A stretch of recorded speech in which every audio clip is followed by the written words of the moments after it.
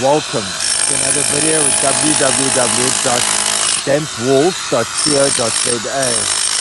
Today in Midrand we're looking at how to damp-proof a boundary wall.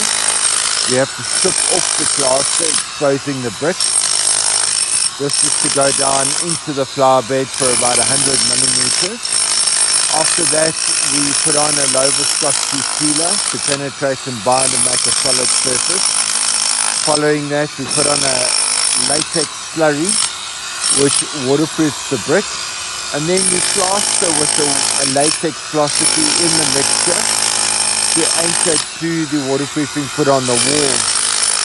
This is our trade secret system that stood the test of time, as we're now 25 years old this year, and our damp proofing has pushed well past that. If you'd like to follow us on the previous videos on YouTube, you can see our work from 20 odd years ago.